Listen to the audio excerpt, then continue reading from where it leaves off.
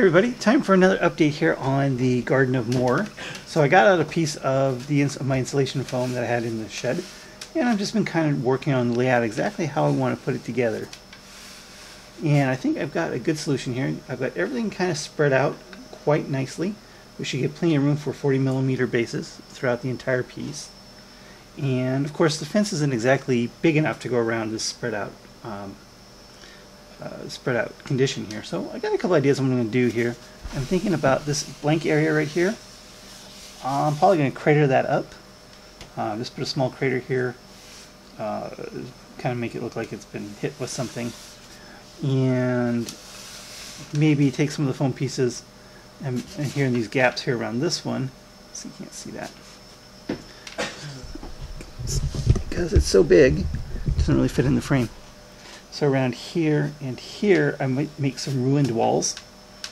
Take some of this other foam here and cut it up, make some ruined walls out of it, just to a little more consistency.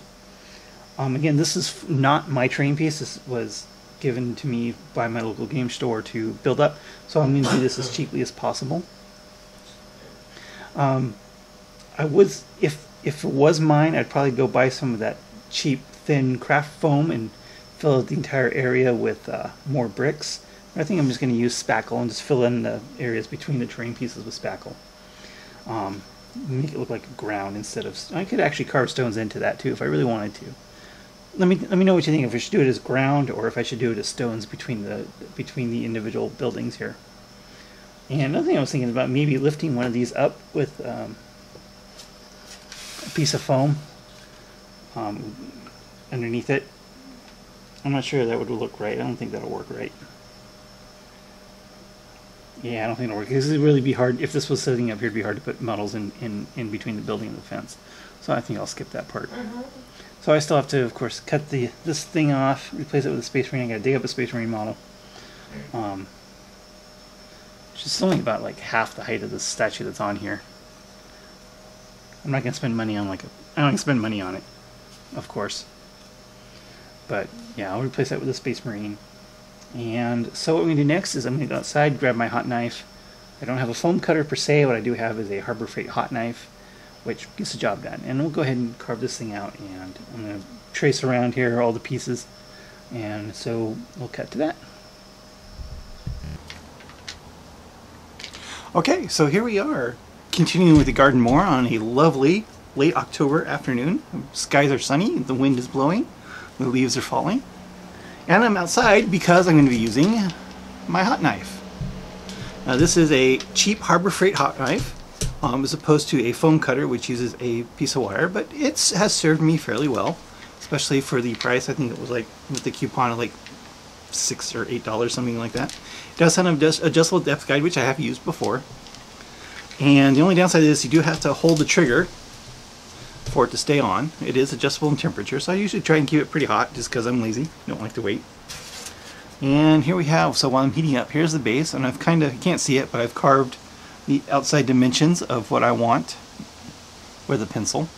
So I'm just going to go around and make the base for the Garden of Morr here after the knife heats up.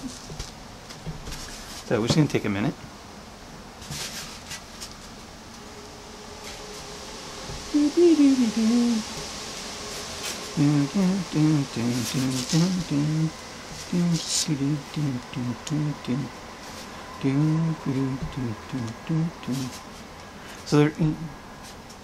So the reason for being outside, of course, is that when you're melting foam, it can give out quite some nasty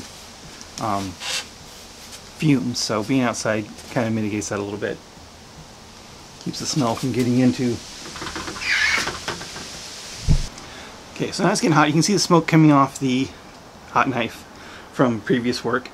Foam that's stuck to it. So the reason why you want to do this outside is because when melting foam, you can release some very noxious gases. So doing this outside kind of mitigates a little bit, and you also don't stink up the house. Don't kill yourself, so that's always a good thing. So you're just going to go ahead and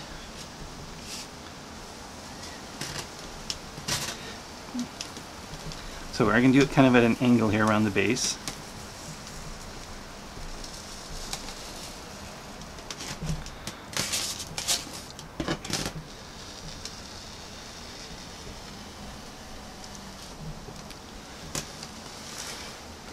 You don't want flat walls. You want kind of at an angle.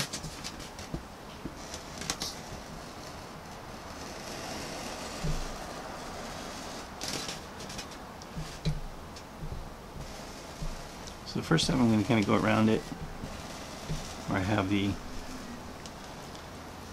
the terrible framing.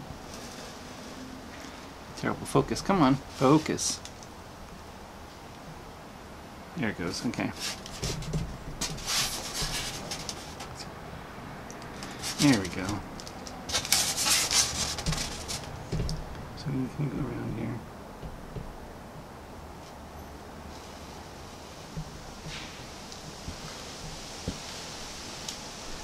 And curve around the outside edge here.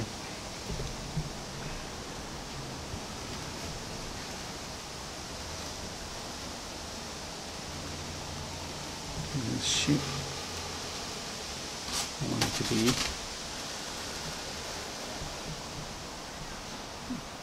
Oh, it's the sun glare all of a sudden coming through exact golden leaves, causing it to lose focus here.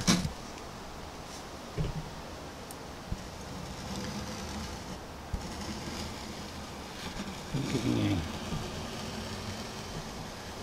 kind of an outline as to where it's going to cut and make my life a little easier later.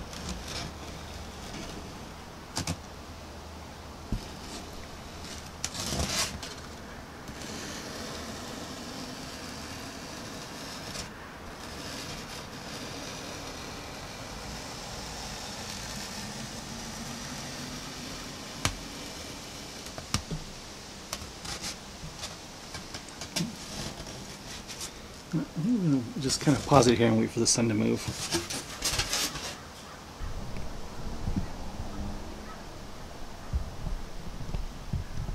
Okay, so we reoriented the camera a little bit so that the sun is in my eyes instead of the camera's.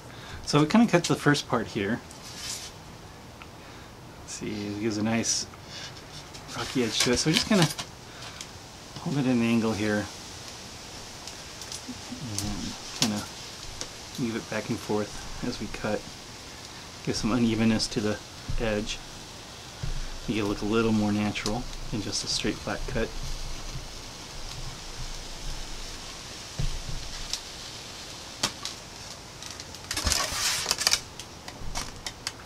First, gotta let it heat up once in a while.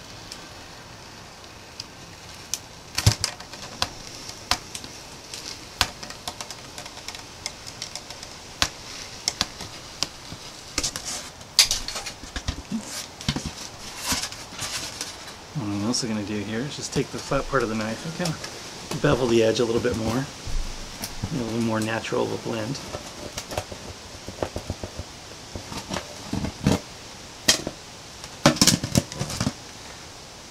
And that's all it takes. Ooh, smoke.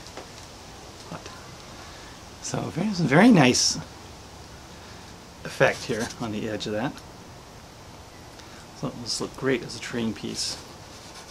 Again, having used the foam safe, I'll be using foam safe super glue to get everything mounted up on here and give it an extremely simple paint job. So I'm going to go ahead and finish cutting this thing out and we'll be back for the next part.